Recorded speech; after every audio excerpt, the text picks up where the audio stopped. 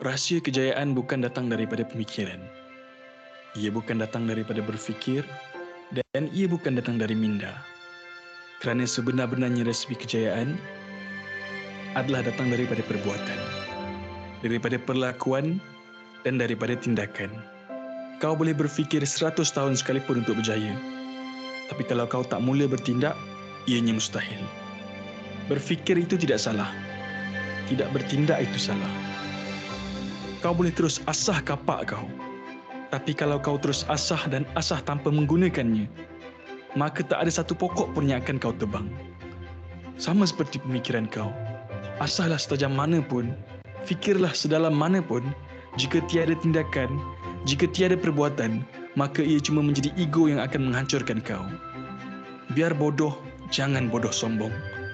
Biar cerdik, cerdik pada tempatnya. Berfikir itu hanya secebis permulaan. Selebihnya usaha yang berpanjangan. Jangan terlalu awal terasa bijak, sedangkan kejayaan masih belum kau jejak. Jangan terlalu awal gembira dengan buah fikiran, seolah idea kau akan mengubah segalanya. Jangan kaburkan mata kau dengan kenikmatan buah fikiran, kerana selagi belum ada hasilnya, selagi itu ianya tidak akan terbukti. Belajarlah untuk bergerak banyak, berfikir sedikit. Belajar untuk melalui dengan perbuatan bukan dengan fikiran. Ramai yang mati tanpa sempat merealisasikan impian. Kerana apa? Kerana terlalu lama berfikir, terlalu lama takut akan kegagalan, terlalu lama takut dengan mulut dan percakapan manusia. Kita semua akan gagal. Ia perkara wajib. Risiko harus ada. Untuk apa? Untuk kita belajar untuk cari pengalaman. Gagal tak bermakna kalah. Ianya cuma permulaan kepada sesuatu yang lebih baik.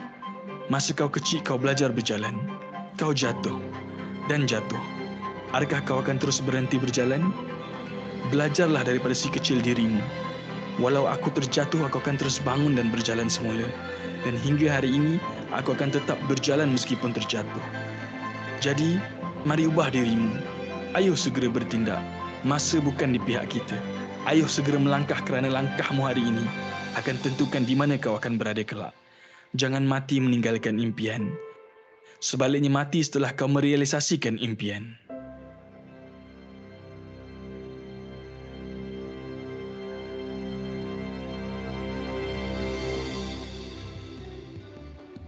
Jangan lupa subscribe dan follow channel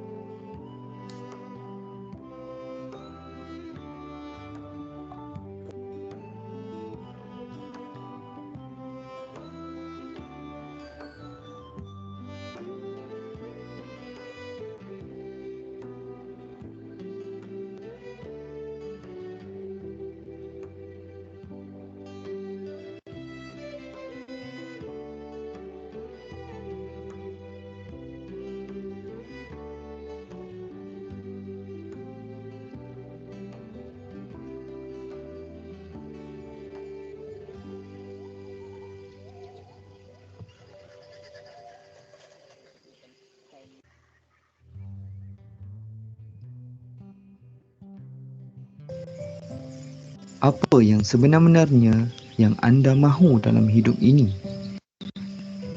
Bayangkan sesuatu yang besar anda ingin capai.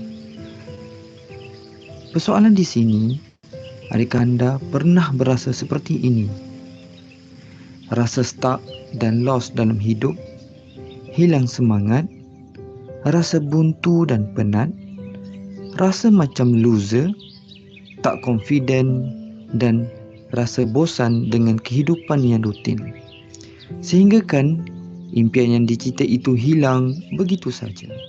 Usah gusar, Career Enrichment Center sedia membantu anda.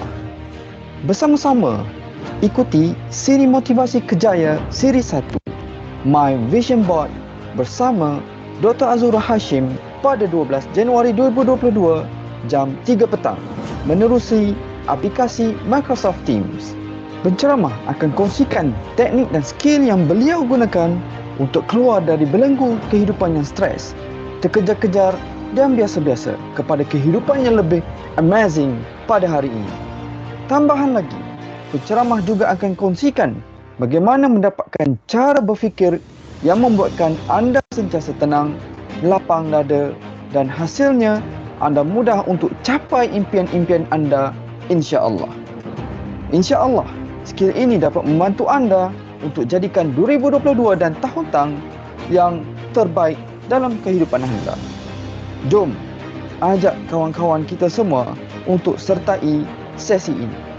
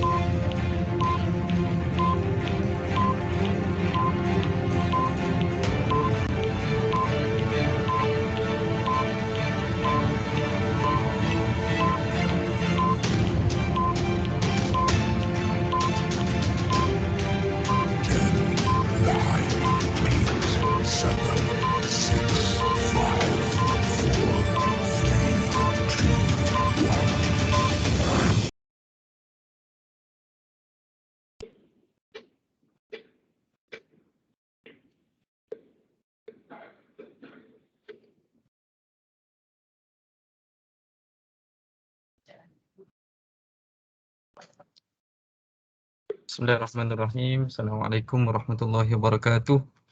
Alhamdulillahirabbil alamin wassalatu wassalamu ala asyrafil anbiya'i wal mursalin wa ala alihi wa sahbihi ajma'in. Qala rabbi shrah li sadri wa yassir li amri wahlul 'uqdatam min lisani yafqahu qawli. Rabbi yassir wa la tu'assir ya karim. Banyak baiknya kita mulakan sesi pada petang ini dengan Ummul Furqan Al-Fatihah. Auzubillahi minasyaitonir rajim. Bismillahirrahmanirrahim. Alamin. Ar-Rahmanir-Rahim. Maliki yaumiddin. Iyyaka na'budu wa iyyaka nasta'in. Tak sama dah gambar.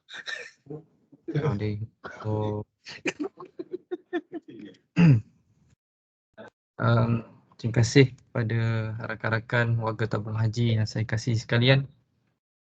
Yang saya kasihi dan saya hormati barisan pengurusan kanan lembaga tabung haji, Puan Rina Sarif, Ketua Pegawai Modal Insan, barisan pengarah wilayah, pengarah-pengarah negeri, pengurus kewangan dan semua keluarga tabung haji.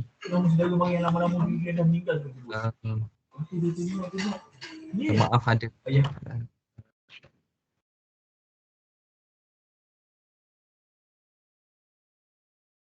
Okey, insya-Allah pada petang ini kita akan sama-sama bersama dengan satu program pada petang ini yang saya kira program kita secara umum sebegini, saya rasa ini program yang pertama. Dan program di peringkat cawangan pembangunan asasiah pun dah ada mulakan sebelum ni. Tapi program di peringkat kami, program inilah yang pembuka tidak pada tahun ini. Okey tuan-puan yang saya kasihi sekalian, 2021 banyak meninggalkan kenangan dan pengalaman yang berguna buat kita semua. Pelbagai kenangan manis yang berlaku dan juga pelbagai ujian yang diberikan oleh Allah SWT kepada kita untuk sama-sama kita teladani. Penuh warna, pelbagai perasaan yang ada di dalamnya. Suka untuk kita ungkapkan kembali 2021, terasa cepatnya kan kita punya putaran waktu silih berganti dengan adanya PKP-nya, ada PKPP-nya, ada PKPB-nya dan sebagainya. Sudah pastinya ujian pandemik COVID-19 yang kita tempuhi sejak daripada tahun-tahun sebelum ini masih belum nampak bila akan surutnya, untuk tambah lagi lah dugaan untuk kita dan untuk menguji kita dan pastinya untuk meningkatkan iman kita kepada Allah SWT. Pandemik ini pun juga banyak memberi kesan kepada ekonomi, banyak juga memberi kesan yang sangat-sangat mencabar kepada diri kita. Tambahan lagi akhir tahun baru-baru ini dan awal tahun baru-baru ini ada dalam kalangan kita juga yang terkena dengan musibah banjir di merata tempat lah, ada di Shah Alamnya, ada di Karaknya, di Bentongnya, di Johornya dan sebagainya, dan saya dimaklumkan ada juga di Melaka. So musibah itu adalah untuk kita berfikir, untuk kita teladani, untuk sama-sama kita meningkatkan iman kita kepada Allah SWT. Dan beralih angka 2021 pada tahun ini ke tahun 2022 pastinya membawa 1001 makna kepada kita semua. Walau susah, mencabar sekalipun, tetap perlu kita harung semua itu. Puncanya, poin yang utamanya adalah kita kena persiapkan diri dan perbaiki mana yang kurang, renung ke dalam diri kita setiap kelemahan yang kita ada. Pastinya perancangan, impian, wishlist 2022 akan kita jadikan rujukan untuk perjalanan pada tahun ini. Ia perlu disusun dengan hemah, sumber motivasi kepada diri kita, sumber inspirasi kepada kita, sumber mindset untuk diri kita, untuk kita pacu, untuk kita capai tindakan dan melaksanakan tindakan untuk tahun ini. Dan tuan-puan, tuan-tuan haji, puan-puan hajah yang saya kasihi sekalian, insya-Allah hari ini Jabatan Modal Insan membawakan sesi motivasi kejaya siri 1 2022 yang bertajuk My Vision Board. 2022 yang akan dikongsikan oleh Dr. Azura Hashim. Saya kira doktor pun dah bersama dengan kita, ada bersama-sama kita di sini. Sebenarnya bila saya recall balik, bila saya hubungi doktor, agak orang panggil apa, saya sangat-sangat terharu apabila dimaklumkan oleh doktor. Doktor sebenarnya tak terima dah invitation daripada luar, tapi bila dengar je invitation daripada tabung haji ni, doktor tak boleh nak tolak.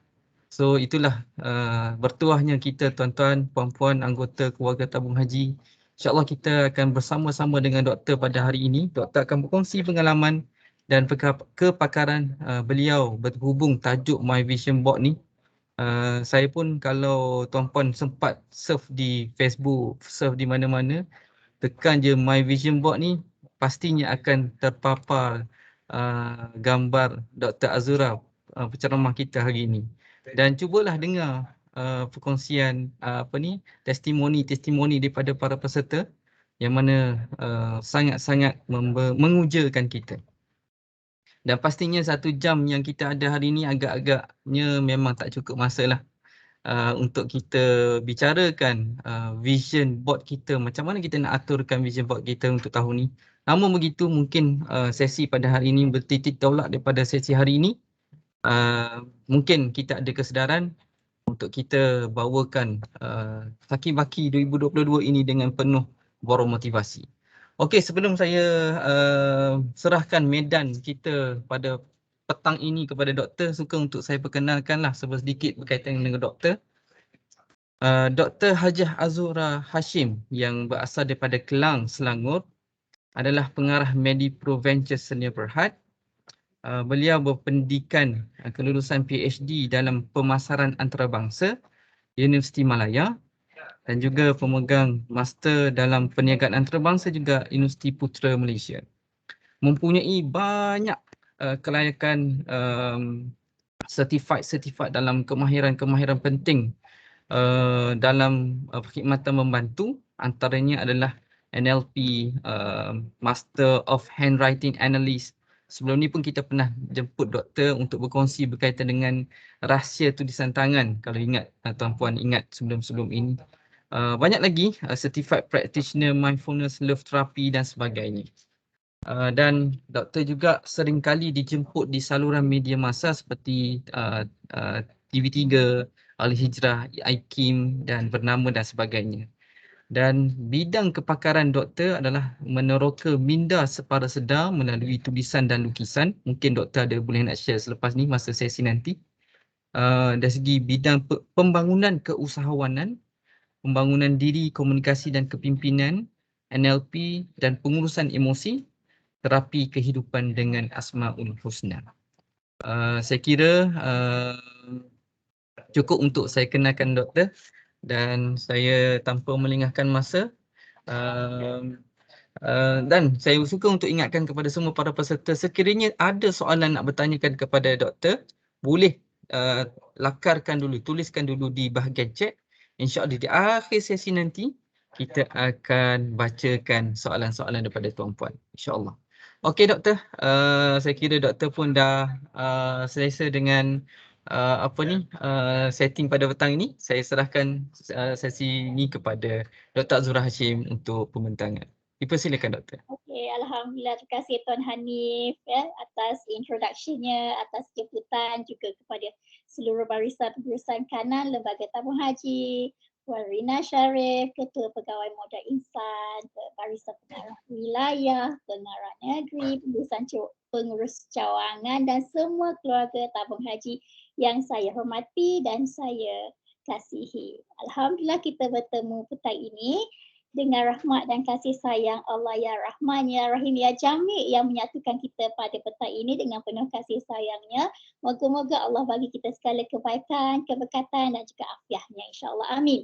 Jadi saya pun tak nak membuang masa sebab petang ni kita ada 1 jam saja kan untuk saya nak berkongsi mengenai cerita tentang vision board. Sedangkan kalau kat luar sana saya berkongsi 2 hari untuk cerita vision board sahaja. Kan? Hari ni kita nak try to compress untuk jadi 1 jam insya-Allah. Moga-moga Allah memberkati program kita insya-Allah. Jadi saya tak nak membuang masa, saya terus buka saya punya slide ya Tuan Hanif. Silakan doktor. Cuba tengok okey ke tidak, nampak slide saya? Alhamdulillah, nampak doktor. Okey, jadi kita dah mulakan dengan Al-Fatihah tadi. Cumanya belum berjalan lagi saya punya slide. Belum doktor, dia still masih dalam bukan presentation mode. Okey.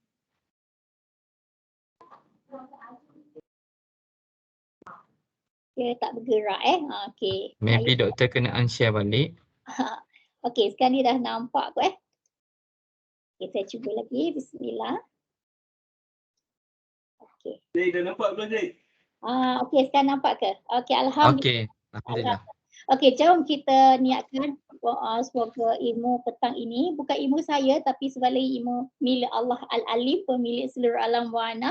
Semoga bermanfaat untuk kita, keluarga, keturunan, juga ummah dan juga untuk dunia dan akhirat kita insya-Allah. Amin.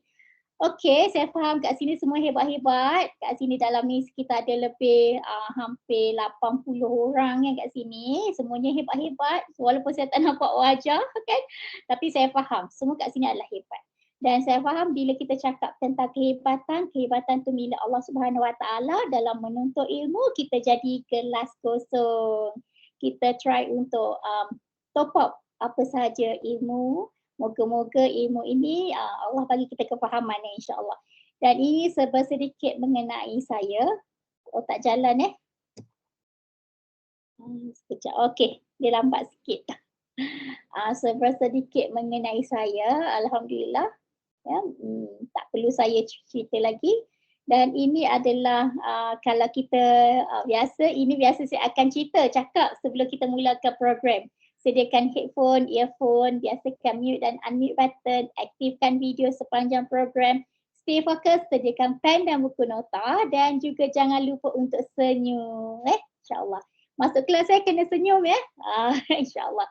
Dan juga saya suka dengan ayat. Saya mulakan dengan ayat ini daripada Buya Hamka.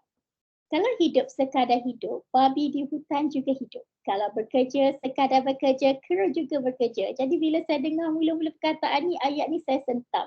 Saya fikir alamak, maknanya kalau ayat ni saya faham, bila saya faham lah kan mengikut kefahaman saya, maknanya kita tidak boleh jadi orang yang biasa-biasa. Kita kena jadi luar biasa kalau ikut ayat Buya Hamka ni.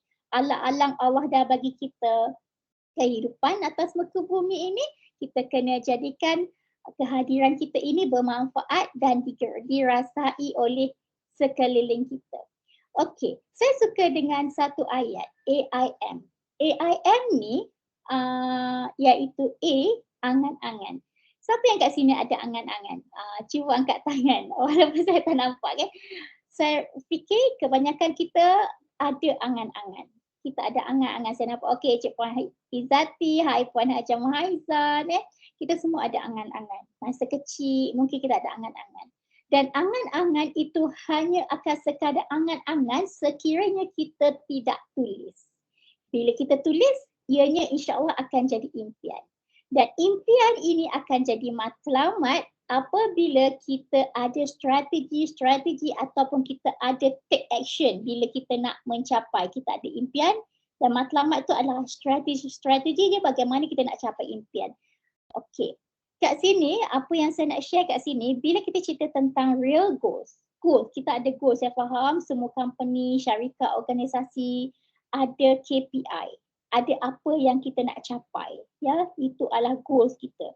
Namun goals dia tak sama dengan wishful thinking iaitu angan-angan. Kalau sekadar angan-angan dia tak ke mana. Macam tadi saya tengok video, sebelum ni ada satu video yang dibuka kan tadi sekadar di pemikiran dia tak jadi apa. Tapi ianya kena datang dengan tingkah laku. Jadi kalau kita faham tentang vision board ataupun kita dah melangkah ke tahun 2022. Jadi kita kena ada sesuatu apa yang kita nak capai tahun ini. Jadi apa yang kita nak capai dia kena besar. Bila saya belajar, kita kena letak impian kita, matlamat kita kena besar. Kemudian daripada matlamat itu kita kena buat plan.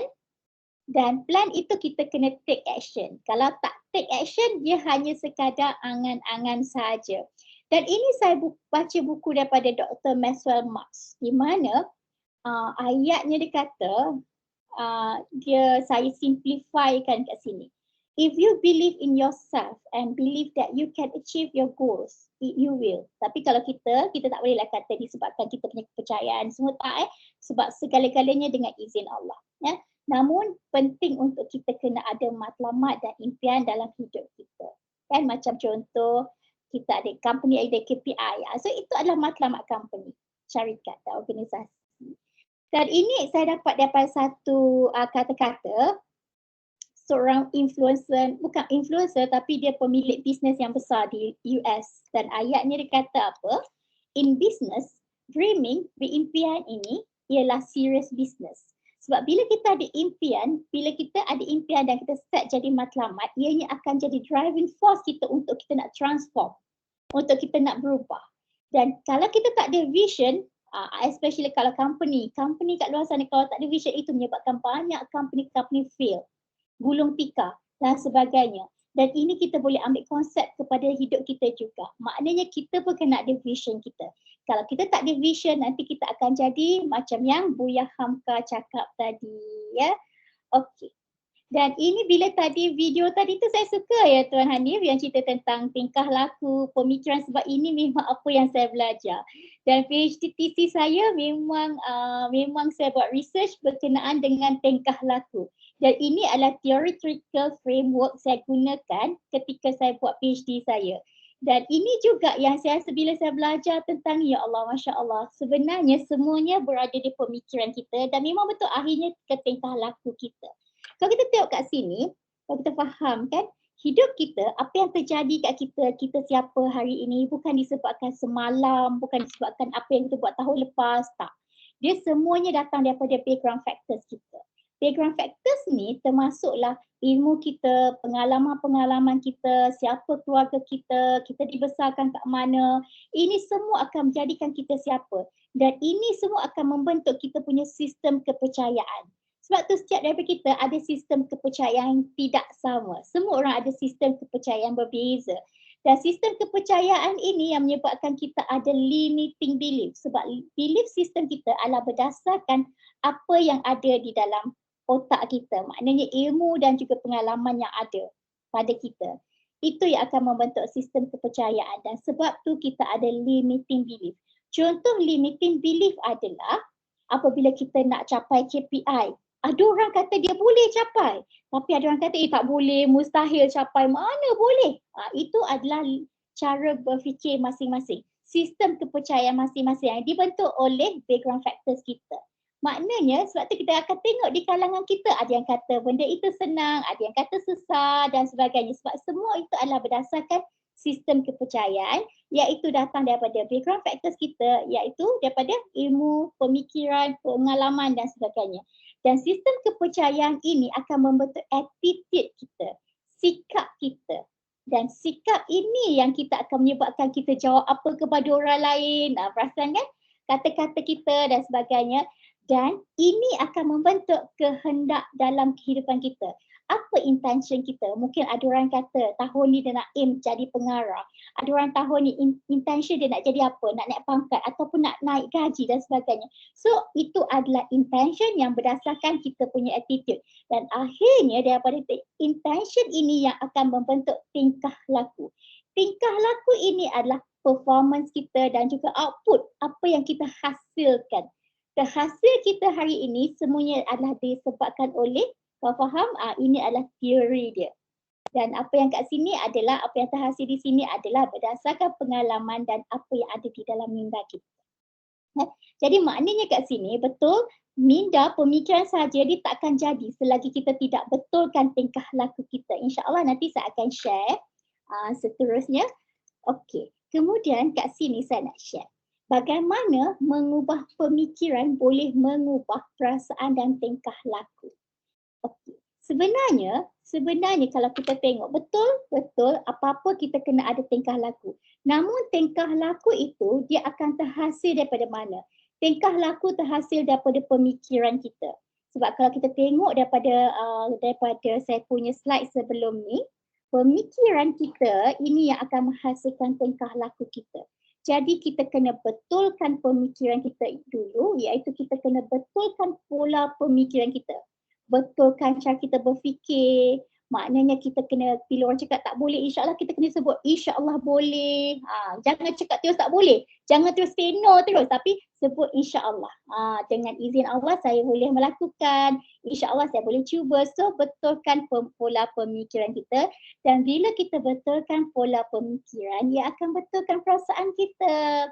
Sebab kenapa? Perasaan kita ni sebenarnya berbolak-balik.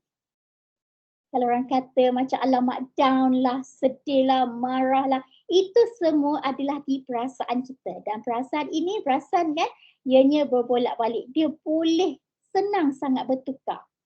Contohnya, kalau kita marah dekat orang tu, kita marah sangat tapi tiba-tiba dia datang kat kita, dia cakap explain kat kita betul-betul, dia bagi kita hadiah dan kita pun sejuk hati kita. Sebab itu semua perasaan kita dan perasaan ini boleh ditukar. Dia berdasarkan apa? Berdasarkan pemikiran kita. Dan perasaan ini yang akan menyebabkan tingkah laku kita terjadi. Tingkah laku kita terjadi adalah datang daripada perasaan dan pemikiran. So kalau kita tengok kat sini adalah, first of all kita kena betulkan pemikiran, insyaAllah dia akan pergi tukar kepada tingkah laku kita. Tingkah laku kita maknanya output kehidupan kita. Dan bagaimana nak ubah pemikiran kita? Kadang-kadang orang kata susahnya, doktor susah saya nak ubah pemikiran saya. Saya ni umur 40 dah doktor, 40 tahun lah saya ada cara berfikir macam ni. 40 tahun lah saya macam ni contohnya. Tapi sebenarnya kita boleh ubah. Kita boleh ubah kita punya dalaman, kita boleh ubah cara kita berfikir. Walaupun kita punya background factors kita macam mana pun, kita punya limiting belief semua macam-macam kan, sebab kita ada perbezaan ilmu, pengalaman dan sebagainya. Namun kita boleh tukar dengan satu kaedah yang sangat mudah seperti mana yang Allah dah sebut di dalam Al-Quran. Bismillah. Sesungguhnya jika kamu bersyukur pasti aku tambahkan nikmat. Kat sini adalah maknanya apa-apa pun yang terjadi, apa pun yang datang, apapunlah sahaja pun yang mendatang, kita kena mulakan dengan syukur. Kena sebut Alhamdulillah. Jadi bila kita sebut Alhamdulillah, kita sebutkan syukur ataupun terima kasih Allah, terima kasih Tuhan. Kan? Jadi insyaAllah dia akan automatically pemikiran kita akan jadi lebih tenang. Hanya dengan kita sebut syukur sahaja. Dan bila pemikiran kita tenang, barulah ilham-ilham ni akan datang. Ilham-ilham ni yang menyebabkan kita boleh berfikir lebih rasional. Dia tidak hanya emosional tapi lebih rasional. Lepas tu kita boleh dapat ilham-ilham, kita boleh dapat penyelesaian, solusi dan sebagainya. InsyaAllah. Jadi macam mana nak syukur? Kadang-kadang ada ramai juga tanya saya, doktor, apa yang saya nak syukurkan? Saya biasa-biasa saja. Okey, sangat senang untuk bagaimana kita nak mulakan rasa bersyukur ataupun nak jadi lebih tenang apabila terjadi apa-apa.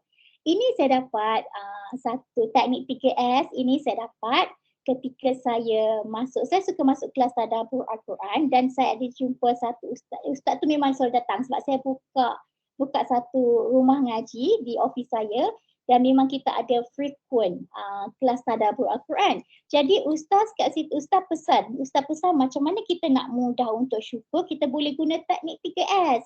Teknik 3S ni apa? Satu adalah kita kena sabar. Apa-apa pun sabar.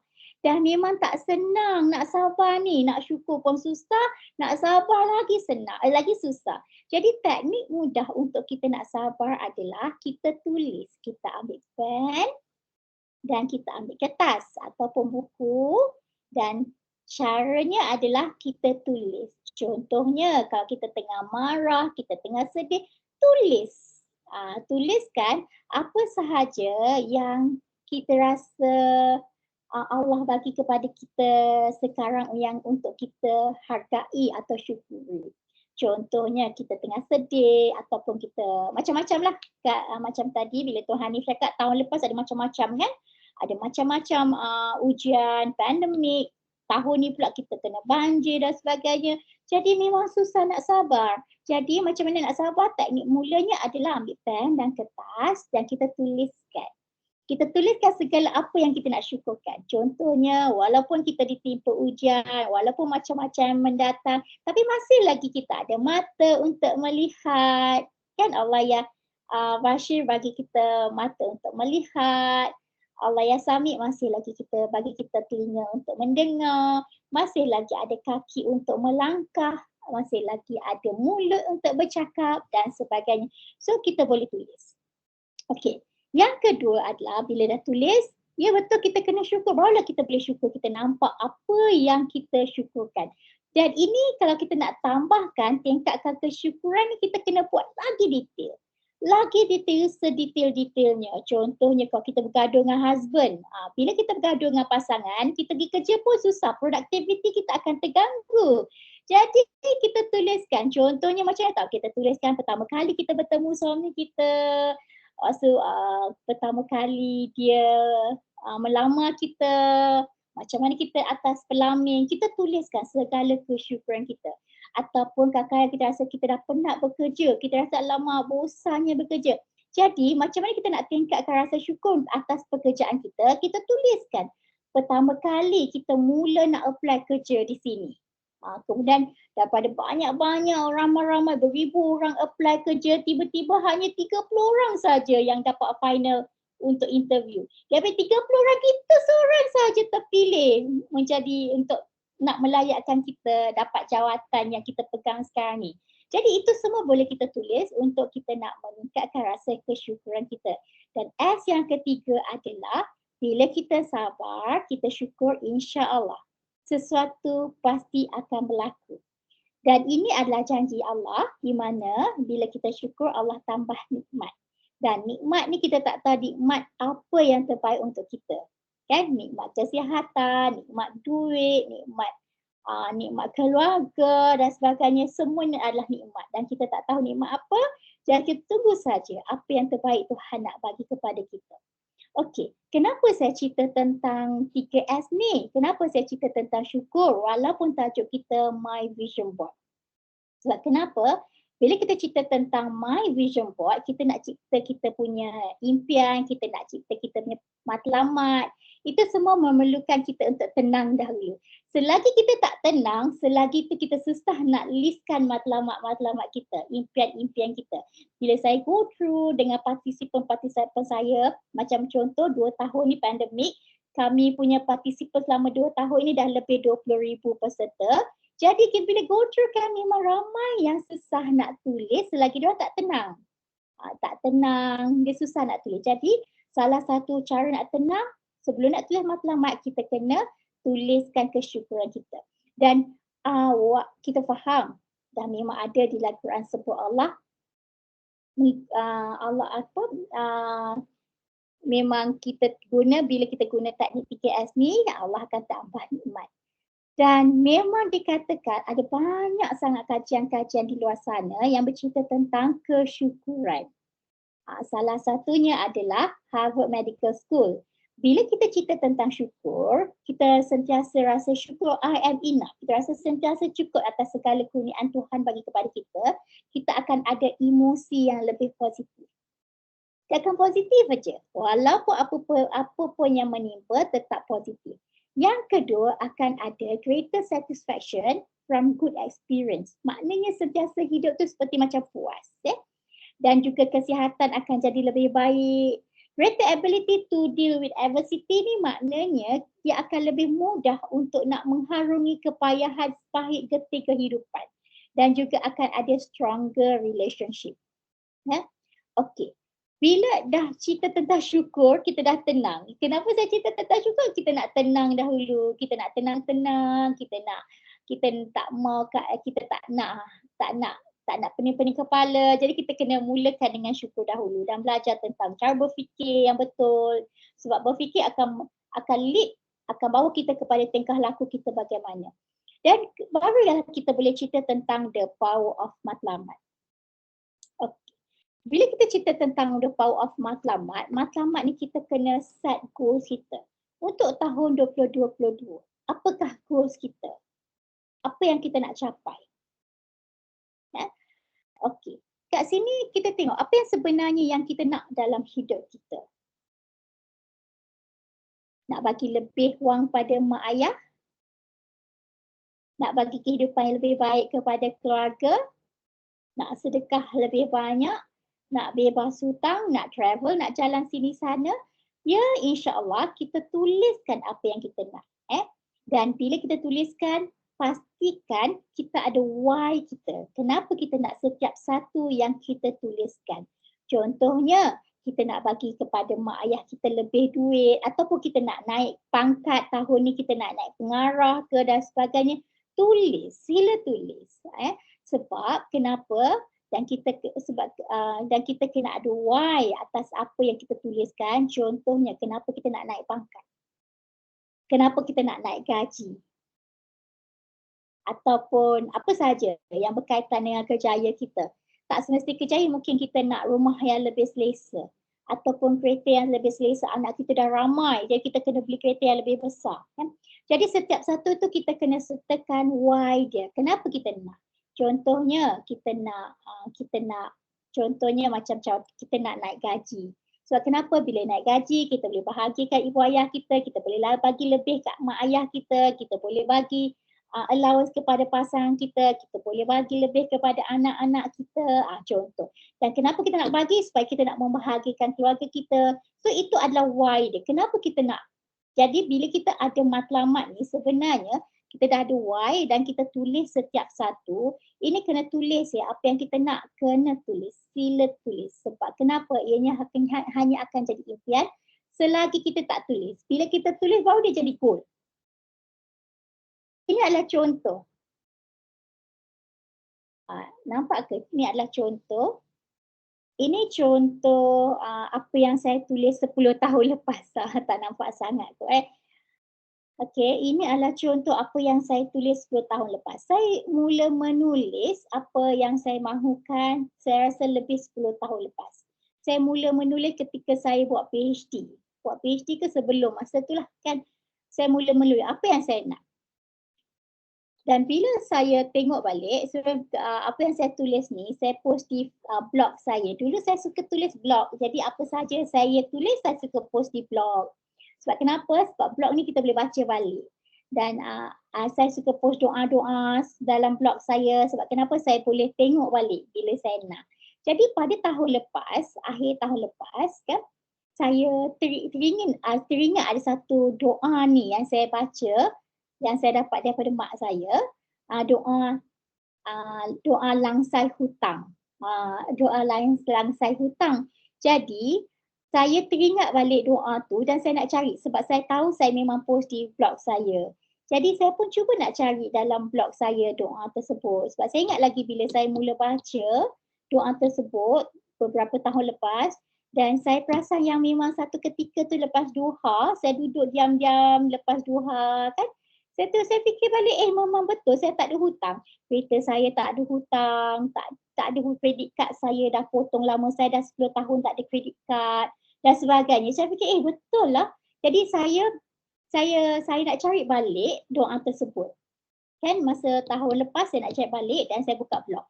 Bila saya buka blog, saya terjumpa posting saya yang berkaitan dengan yang saya tulis ni lah. Tulis apa yang saya nak. Goal in my life.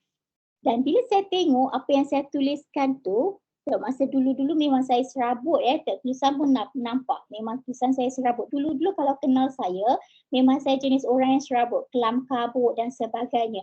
Dan pernah sekali tu saya pergi ke kaunter tabung haji. Dululah, lepas dulu lebih 10 tahun lepas.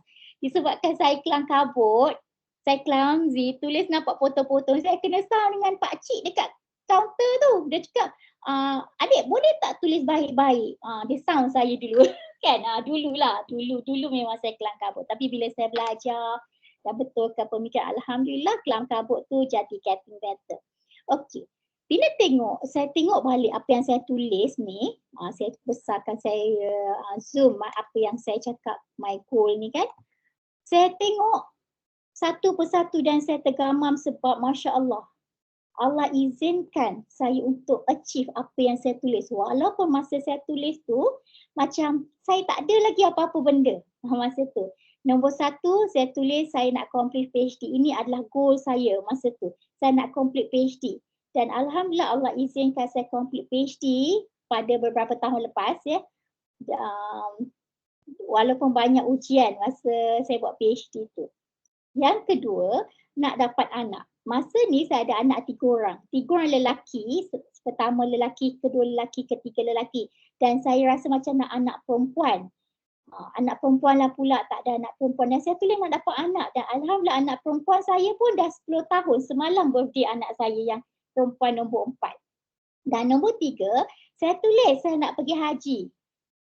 Masa ni saya tak ingat masa ni saya dah daftar haji ke belum. Saya tak ingat, tapi saya masa tu tiba-tiba saya ada matlamat nak pergi haji. Saya tulis dan mungkin lepas tu saya pergi daftar haji. Ingat ya, bila kita ada impian barulah kita ada tingkah laku. Kita ada tindakan. Saya terus pergi register ke tabung haji dan Alhamdulillah saya dapat mengerjakan haji beberapa tahun lepas. Tapi nama saya tak ada dekat dalam tabung haji. List tabung haji tak ada, list agensi swasta tak ada. Tapi saya nak juga pergi masa tu. Allah izinkan melalui Furada beberapa tahun lepas. Dan doakan saya, nama saya ada lagi dalam list tabung haji. Mungkin tahun depan saya dapat pergi. Mohon doakan insya-Allah. Tahun depan atau 2 tahun lagi. Okey, jadi bila saya tengok Masya Allah, Allah izinkan satu persatu. Walaupun masa tu saya rasa semua ni saya tak ada lagi. Dan ada banyak lagi pengalaman-pengalaman lain yang sebenarnya saya rasa macam impossible, tapi Allah izinkan dengan penuh kekuasaannya kan. Allah yang Sami yang maha mendengar, Allah yang Muji yang maha memakbulkan. Okey. Dan bila kita ada matlamat, macam tadi kan bila saya dah tulis, so kita akan fokus. Sebab tu sangat penting untuk kita tuliskan matlamat apa yang kita nak. Kita akan fokus. Contohnya saya cakap saya nak pergi mengajarkan haji. Jadi saya pun terus pergi lepas tu pergi register mendaftar di tabung haji dan sebagainya dan cuba cari jalan dan sebagainya. Itu yang menyebabkan kita akan jadi fokus sebab kita dah tulis. Dan kenapa kena ada matlamat, kita kena tulis sebab kita akan jadi lebih teratur dan ada arah hidup kita. Apa yang kita nak capai. Dan macam mana kita nak senaraikan matlamat? Kadang-kadang orang kata alamak saya tak ada matlamat ataupun ada dia kata banyak sangat matlamat saya ni saya pun tak tahu macam mana saya nak mulakan. Okey, pilih ikut keutamaan. You choose, you decide, you pick and you select. Mana satu yang kita nak ikut keutamaan. Dan kalau kita cerita tentang My Vision Board, kita boleh ikut keutamaan dan kita tuliskan semua. Dan tulis tu kita boleh pecahkan kepada beberapa komponen. Beberapa komponen di sini adalah contohnya nombor 1 spiritual. Spiritual ni contohnya kita nak sedekah subuh setiap pagi, kita nak solat duha setiap pagi, kita nak bangun tahajud setiap pagi. Itu semua kita boleh buat masuk dekat dalam spiritual. Ataupun kita nak selawat berapa banyak setiap hari, itu semua boleh. Boleh letak. Nak solat khusyuk, boleh buat under spiritual. Itu apa yang kita nak. Matlamat kita. So maknanya kat sini matlamat kita bukan hanya kita nak kereta, nak rumah, tak. Matlamat kita boleh pecah kepada 8 komponen ni. Ya. Nombor 1 adalah spiritual. Yang nombor 2 adalah family. Kita nak family macam mana. Kalau yang belum berkahwin mungkin dia nak pasangan yang macam mana. Kan? Ataupun nak family macam mana. Macam contoh kalau tanya saya dekat sini, saya tulis juga saya nak anak-anak yang soleh-solehah, hafiz-hafizah. So bila saya dah tulis nak anak-anak soleh-solehah, hafiz-hafizah, so tingkah laku saya, tindakan saya kenalah hantar anak-anak saya sekolah yang berkenaan, yang bersesuaian dengan apa yang saya nakkan. Contoh kan. Jadi boleh juga kita nak family yang sakinah, mawadah, warahmah. So kita nak family macam tu, kita kena ada tindakan-tindakan selepas itu kan. Boleh tulis. Nak family macam mana? Boleh tulis. Yang nombor 3 adalah financial. Mungkin kita nak ada simpanan berapa banyak bulan ni. Mungkin kita nak ada investment. Kita nak masuk mula nak melabur di unit trust ke. Ataupun kita nak melabur dalam gold ke dan sebagainya. Kita boleh tulis di bawah financial. Nombor 4 adalah career. Macam sekarang ni kita bekerja. So kita boleh letak. Kita punya matlamat. Okey, matlamat tahun ni kita nak capai apa? Mungkin ada performance appraisal dan sebagainya. So kita tulis kita nak capai apa. Sebab saya faham, sebab saya dulu bekerja, tapi saya tak faham lah. Saya tak tahu di tabung haji macam mana. Contohnya kalau KPI kita dapat achieve target ataupun lebih, kita outstanding, mungkin kita akan dapat bonus lebih, kita akan dapat gaji yang lebih dan sebagainya. So career tu pun boleh tulis. Tempoh hari saya ada dijemput di salah sebuah organisasi kerajaan di Labuan, di Sabah. Di Sabah. Dan sebenarnya pengarah tu adalah sebenarnya dulu saya punya partisipan juga dan kami berkawan sebenarnya. Pengarahnya adalah partisipan saya dan kami berkawan, bersahabatlah sampai sekarang. Dia kata masa mula-mula dia join kelas saya, dia cuma ketua sektor saja. Tapi dia tulis yang dia kata dia nak matlamat dia untuk jadi ketua pengarah negeri. Dia tulis, Masya Allah Subhanallah, dengan izin Tuhan dia betul-betul dapat jadi pengarah negeri bahagian education. Sedangkan dia tidak ada doctorate, tapi bawah dia semua adalah doktor-doktor. Bawah dia adalah yang ada PhD ni. Tapi maknanya kan Allah izinkan ya. Okey, so maknanya career ni boleh letak nak capai apa. Okey, yang kelima adalah kesihatan. Dalam matlamat kita, jangan lupa untuk letak apakah yang kita nak capai untuk kesihatan kita. Contohnya kalau berat badan kita dah terlebih, so mungkin kita nak turunkan berat badan kita ataupun kita nak kita tulis juga mungkin satu hari kita nak minum air, satu hari nak pastikan kita minum air berapa liter, kita nak kurangkan 3P iaitu 3 putih, nasi putih, gula putih, tepung putih, mungkin kita boleh letakkan di bawah kesihatan sebab kesihatan ni pun penting sebab kita nak pergi ke spiritual tu pun kesihatan tu memainkan peranan yang penting. Contohnya kalau kita sakit lutut, kita tak boleh nak sujud kan. Jadi kita nak sujud, kita kena jaga kesihatan kita, lutut kita ke dan sebagainya. Okey, nombor 6 adalah personal growth. Personal growth ni adalah untuk kita top up ilmu. Untuk kita nak jadi setiap hari kita jadi lebih baik. Mungkin kita nak letak nak kelas apa yang kita nak join ataupun mulai hari ni kita dah letak. Kita nak masuk kelas-kelas tadabbur Al-Quran untuk kita nak fahamkan lebih Quran ataupun kita dah masuk kelas. Tak kisah. Ni maknanya personal growth adalah bahagian ilmu. Kita nak upgrade di kita, top up ilmu. Jadikan kita setiap hari lebih baik daripada semalam, insya-Allah. Nombor 6, nombor 7 adalah social. Social ni apa? Social ni adalah contoh macam tempoh hari ketika banjir mungkin kita dah join grup NGO untuk kita nak bantu orang lain. Ataupun kita buka rumah anak yatim. Ataupun kita buka rumah orang tua. Orang-orang tua dan apa saja sosial kita nak tolong, mungkin kita join NGO, rumah anak yatim dan sebagainya. Boleh tulis. Contohnya dulu saya tulis saya macam nak buka satu tempat untuk majlis ilmu dan saya nak buat secara infak. Dan alhamdulillah Allah izinkan kami buka rumah ngaji Medina di seksyen 13 Shah Alam. Dan selepas tu saya cakap dengan partner saya cakap Ibrahim kau dapat buka rumah anak yatim kan. Tapi rumah anak yatim ni macam kena buka, kena ada rumah tepi, kena ada macam-macam. Tapi kena ingat Allah yang Sami yang mujib, Allah yang maha mendengar, Allah yang maha memakbulkan. Tak berapa lama selepas itu suami saya cakap, partner dia sebab suami saya bahagian property. Jadi geng-geng dia ni ada banyak rumah investor, property dan sebagainya kan. Ada seorang ni dia kata partner dia lah kan, dia cakap dia ada rumah lah, dia nak jadikan rumah itu rumah tahfiz atau rumah anak yatim. Dan bila dengar terus dia propose yang saya pun nak buka rumah anak yatim. Dan lepas tu kami collaborate alhamdulillah dengan izin Allah dan sekarang dah kick off dah, kita buka pertubuhan inspirasi kasih bertempat di Setia Alam di mana rumah anak yatim tu dalam progress sebab bila pandemik dan sebagainya, tapi kami dah mula untuk buat scholarship dan sebagainya untuk anak-anak asnaf dan juga anak-anak yatim. Nampak walaupun macam mula-mula macam terfikir dah kita tulis, tapi Allah izinkan dengan pelbagai cara. Allah datangkan siapa yang sepatutnya dan sebagainya. Okey, yang terakhir yang nombor 8 adalah travelling. Kita nak pergi mana? Mungkin tahun ni kita nak pergi umrah. Tapi saya rasa kalau bawah tabung haji ni tak ada masalah. Bab haji dan juga umrah ni. Ini biasa kat luar sana, biasa diorang nak pergi umrah tabung haji, nak pergi umrah haji dan sebagainya. Mungkin nak pergi travel, tak kisahlah kan. Kalau tanya saya suka travelling sebab saya suka sangat nak melihat keindahan yang Tuhan cipta. Contohnya, saya teringin nak pergi Finland. Finland saya nak tengok bagaimana Allah cipta yang aurora tu kan, cahaya-cahaya yang cantik tu. Sementara hidup insya-Allah saya nak tengok Okey, jadi kita boleh pecahkan. Kita boleh pecahkan apa saja matlamat kita kepada 8 komponen ni. Ya, insya-Allah dia akan jadi lebih holistik. Okey, macam mana kita nak buat vision board? Tadi kan kita punya tajuk kan cerita tentang vision board. Jadi saya nak tunjuk sedikit dalam masa kita yang pendek ni macam mana nak buat vision board. Ini adalah contoh vision board yang saya jumpa di dalam internet. Ini saya rasa geng-geng insurance. Mungkin tak sesuai dengan tuan-tuan, puan-puan, haji-hajah di sini. Tapi ini adalah contoh.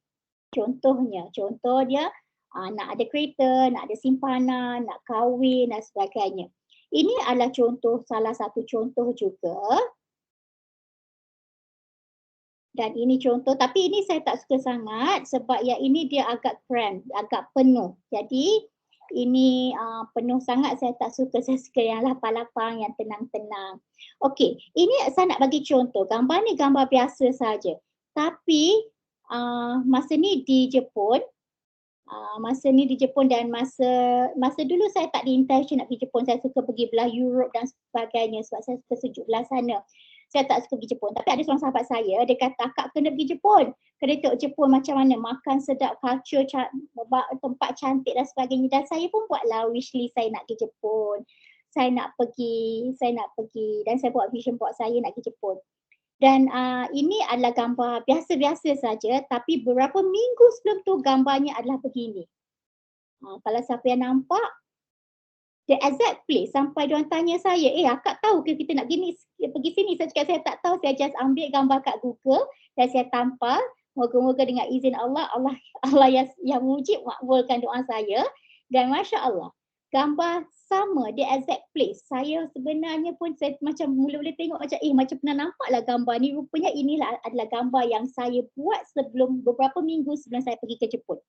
The exact place, cumanya gambar yang sebelum ni Gunung Fuji tu tak nampak sangat. Dan ada banyak sangat, Masya Allah, banyak sangat yang Allah izinkan apabila saya tulis, saya buat gambar, Allah izinkan. Sebab kenapa? Bila kita mula menulis, kita letak gambar dan sebagainya, kita mula fokus dan kita akan tingkah laku kita dan tindakan kita akan pergi seiring dengan apa yang kita nak achieve, insya-Allah. Okey, ini adalah gambar suami saya. Suami saya pun suka sangat buat vision board. Ini adalah ikut tahun tau. Setiap satu cardboard tu 1 tahun. Okey, macam kita nak buat adalah mula-mula kita kena senaraikan matlamat, kemudian cari gambar dan kata-kata dan kita boleh tampal ikut apa yang kita nak. Ya, boleh tengok kat gambar tu, tampallah apa yang kita nak. Kalau kita nak jadi nak naik pangkat, kita nak tulis, boleh tulis ya. Dan kita boleh bila kita ada gambar ni kan, kita boleh letak kata-kata. Sebab kenapa? Perkataan dan gambar ini semua adalah pilihan kita. Moga-moga pilihan kita yang kita pilih apa yang ada dalam gambar dan perkataan dalam minda kita semuanya Allah bimbing dan mohon supaya semuanya yang positif, insya-Allah. Kan? Saya nak tunjuk sebelum kita berhenti, saya nak tunjuk my movie. Ini adalah vision board saya tapi saya jadikan kepada video.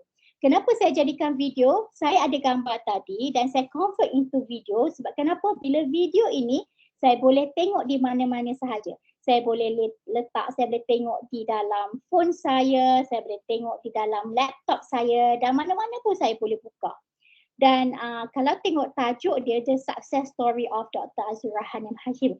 Ini bukan untuk riak dan sebagainya, ini hanya untuk saya tengok. Saya nak cakap kepada diri saya yang insya-Allah Allah izinkan saya menjadi seorang yang sukses. Ini adalah affirmation saya kepada diri saya. Dengan izin Allah, moga-moga Allah kurniakan kepada saya. Okey, boleh fokus ya, saya akan buka, boleh lihat ya, bismillah.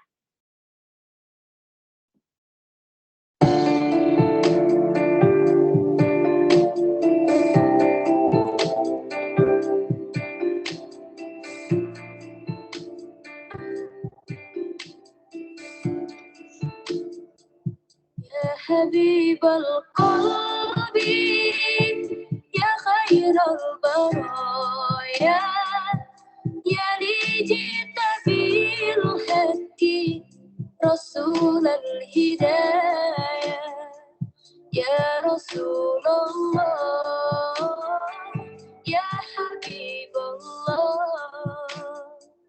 يا رسول الله يا حبيب الله يوم الولادة كالبداية للهداية كالبداية يوم الولادة كالبداية للهداية كالبداية للهداية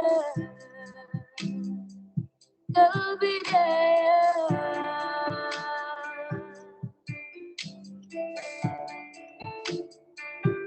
انت جد يا طه بالنور هداية يا رسول الله يا رسول الله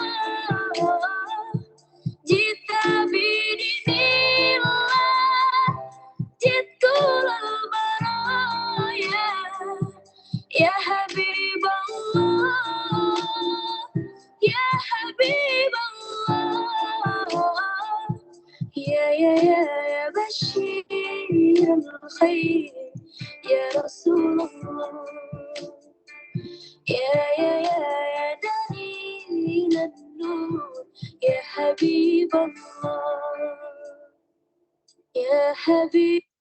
Okey, itu adalah contoh my movie daripada vision board, daripada matlamat. Kita buat vision board dan saya convert into video. Bolehlah siapa yang nak buat, boleh buat. Dan kalau siapa yang perasan tadi, video tadi saya mulakan dengan bagaimana saya nak meninggal dunia dan juga rukun Islam. Maknanya saya punya solat macam mana, zakat saya dan sebagainya. Dan itu pun sebenarnya kenapa kita kena tulis sebab dia adalah untuk ingatkan kita. Contohnya saya nak zakat banyak mana, saya kena tulis sebab kalau tak saya lupa. Saya lupa saya nak zakat banyak mana contoh. Dan saya suka ingatkan apabila kenapa kita kena buat matlamat. Kenapa kita kena ada visi? Ya? Sebab kenapa? Sebab kita ini berlandaskan daripada ayat surah Al-Baqarah ayat 201. Bismillah. Wahai Tuhan kami, bila kami kebaikan di dunia dan kebaikan di akhirat. Dan kalau kita tahu kan, kalau kita nak kebaikan di dunia, kita nak kebaikan di akhirat, dua-dua pun kena ada strateginya. Sebab ini adalah matlamat kita dan kita kena ada strategi. Bagaimana kita nakkan kebaikan di dunia dan kebaikan di akhirat. Maknanya kita nak di dunia pun okey, di akhirat pun okey, kan insya-Allah. Okey, sikit lagi. Macam mana kita nak make sure semuanya inline? Bila kita dah ada matlamat, bagaimana kita nak capai matlamat tu? Sebenarnya the power of habit ni sangat penting. Kita kena check habit kita. Nak capai betulkah habit kita, rutin kita, sebab bila kita ada vision, kita dah ada crystal clear apa yang kita nak capai dan kita kena alignkan habit kita bersesuaian. Contohnya kalau kita nak bangun tahajud pukul 4 pagi. So kita kena ada habit macam mana kita nak bangun tahajud pukul 4 pagi kan. Contohnya kena tidur awal, kita toilet siang hari, kita makan 3 jam sebelum kita tidur dan sebagainya. Dan kita kena ada measurement dan sistem. Dan kita kena tahu apakah tabik yang kita kena ubah. Contohnya kalau kita tak detail, kita suka bertangguh, so kita kena tahu dan kita perlu ubah. Dan apa-apa pun kita kena tulis, kita sasarkan, kita rancang dan kita adakan mentor pengalaman. Contohnya ke office, kita kena jumpalah siapakah mentor kita untuk kita nak buat kerja lebih baik. Dan lepas tu tindakan dan tawakal. Okey, saya cakap laju-lajunya sebab kita ada hanya 1 jam. Jadi saya suka tutup dengan hidup ini, kan, tidak mempunyai impian. Hidup yang tidak mempunyai impian ibarat kapal yang berlayar tanpa kompas. Wallahu alam. Jadi saya rasa saya dah habis. Kita okey, saya serahkan balik kepada Tuan Hanif. Terima kasih Doktor. Subhanallah, dengan perjalanan 1 jam tu seperti mana cepat masa berlalu dengan penuh dengan isinya, penuh dengan maknanya kepada kita, supaya kita apa yang telah disampaikan oleh Doktor tadi. Saya sendiri pun bila Doktor berkongsi tadi banyak memberi motivasi, inspirasi kepada diri saya untuk saya berubah. Maksud seperti mana yang saya sebutkan tadi, 2021 tu banyak perkara yang kita dah lalui dan ada perkara yang kita rasa aku perlu lebih baik pada tahun ini. Dan saya kira tuan-puan yang mendengarkan bersama dengan kita pada hari ini pun mempunyai intention yang sama. Dan saya berpegang kepercayaan yang sama dengan Doktor, apa-apa pun akan bermula dengan pemikiran kita. So kita dah setkan minda kita, apa yang kita nak capai pada tahun ini. Dan macam seperti mana yang doktor sebutkan tadi, kita nak ke mana? Dan pastinya kita nak mencapai redha Allah Subhanahu Wa Taala. Dan redha Allah tu dapat kita usahakan di mana-mana tempat sahaja pun, dan masa kita banyak tempatnya di pejabat. Dan saya pasti dan yakin dan percaya semua peluang yang Allah berikan pada kita hari ini adalah untuk kita berfikir. Okey, doktor, terima kasih banyak dengan perkongsian, dan saya menanti-nanti juga ada tak soalan daripada peserta ni. Kalau ada persoalan boleh kita raikan, tuan-puan, Tuan Haji, Puan Hajah. Kalau ada persoalan nak direct bertanya pun, insya-Allah boleh angkat je tangan, nanti kami akan allowkan mikrofon. Dan kalau rasa nak teks pun tak ada masalah. Di sini Haji Syarul Najmi ada memberi komentar, Masya Allah, Allah izin semua doktor terlaksana. Bagaimana pula vision board seorang yang tidak terlaksana? Allah kurniakan ujian hidup, ujian besar dalam hidup. Vision board bukan lagi impian, sebaliknya igawan. Apa nasihat doktor? Okay, silakan doktor. Okey. Terima kasih Tuan Haji atas soalan. Masya Allah. Terima kasih atas soalannya. Takut juga saya nak jawab ni. Okey. Memang kalau tengok tadi apa yang saya tulis, apa mengikut saya punya iMovie tadi kan, bukan semua, banyak yang saya achieve, Allah izinkan, tapi bukan semua saya dapat. Kan, bukan semua. Sebab kenapa? Ada bila dikatakan vision board ni, ini semua adalah doa-doa kita. Ini semua doa apa yang saya nak. Dan kita faham tentang proses ijabah doa. Ada 3 proses ijabah doa. Yang pertama, Allah bagi jika ianya terbaik untuk kita. Yang kedua, Allah mungkin tak bagi. Allah tak bagi. Sebab kenapa? Mungkin bila bagi tak sesuai. Contohnya saya cakap nak pergi Korea.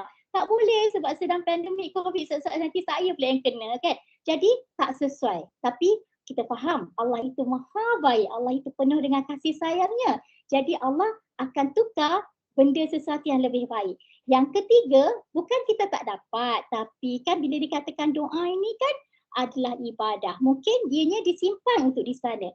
Dan kita faham bila kita cakap kurniaan ujian yang besar, kalau kita faham, sebab tu kita kena betulkan pemikiran kita kena mulakan dengan kesyukuran sebab segala apa pun yang Tuhan bagi itu semua adalah hikmah. Segala apa yang daripada Allah itu yang terbaik.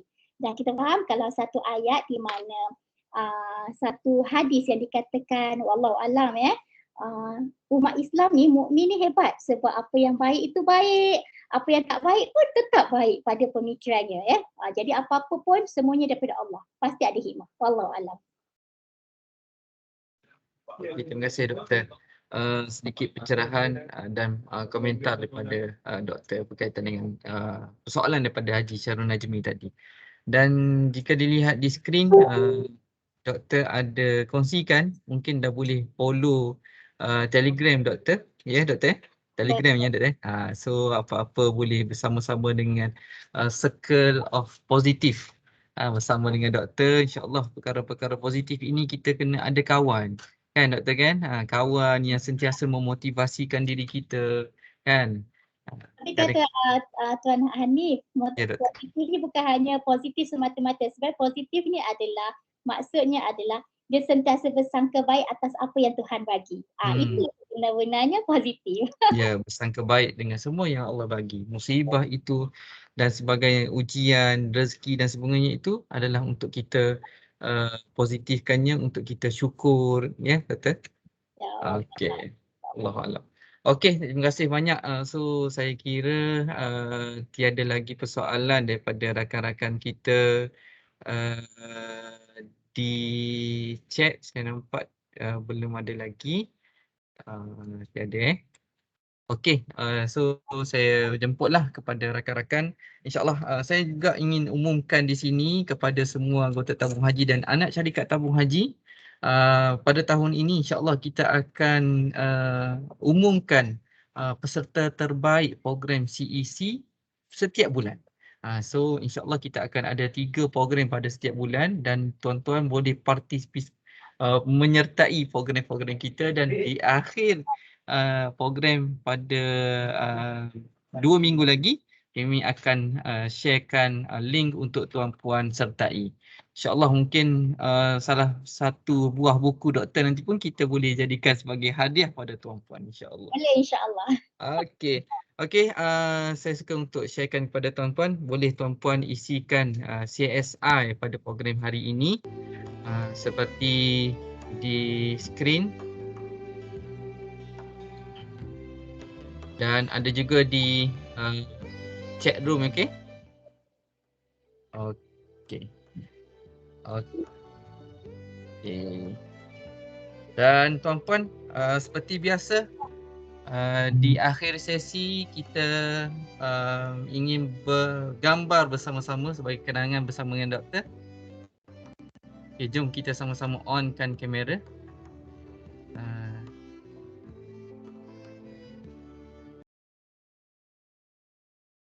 Okey, ramai bersama-sama dengan kita hari ini. Saya lihat tadi ada Nun jauh di Kota Kinabalu, ada di Sarawak, tak lupa juga di hujung utara sana, di Perlis pun ada bersama dengan kita.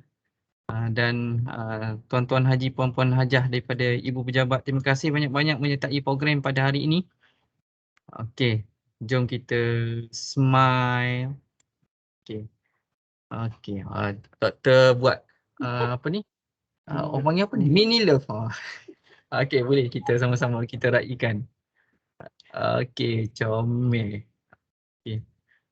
Okey, terbaik. Hajah Rozita pun ada. Terima kasih puan. Dan rakan-rakan daripada anak syarikat pun ada bersama-sama dengan kita hari ini. Alhamdulillah.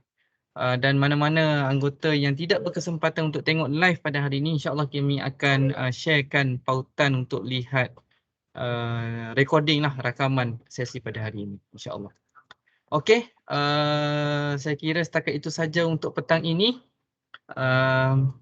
InsyaAllah kita berjumpa lagi. InsyaAllah pada minggu depan kita akan ada satu lagi sesi Let's Talk Mental Health, iaitu berkaitan dengan kesihatan mental.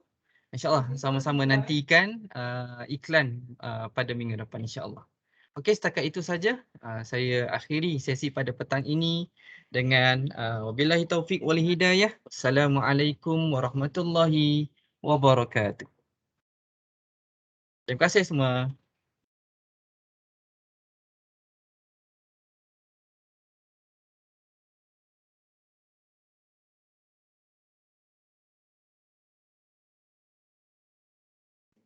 Terima kasih semua.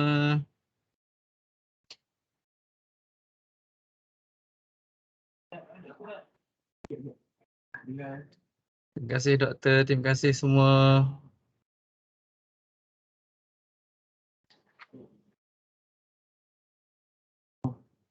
Ya Rahman.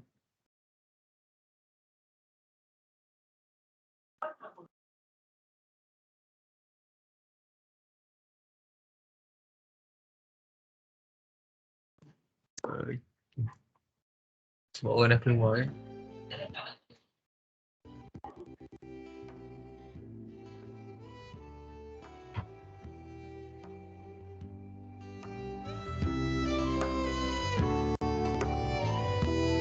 Mana tu? Oh,